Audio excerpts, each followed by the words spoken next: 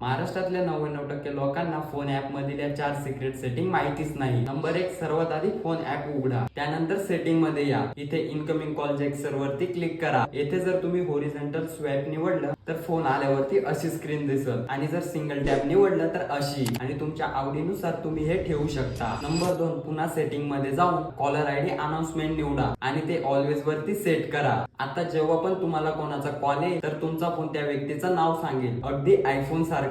Incoming voice call from Virat Kohli Heart.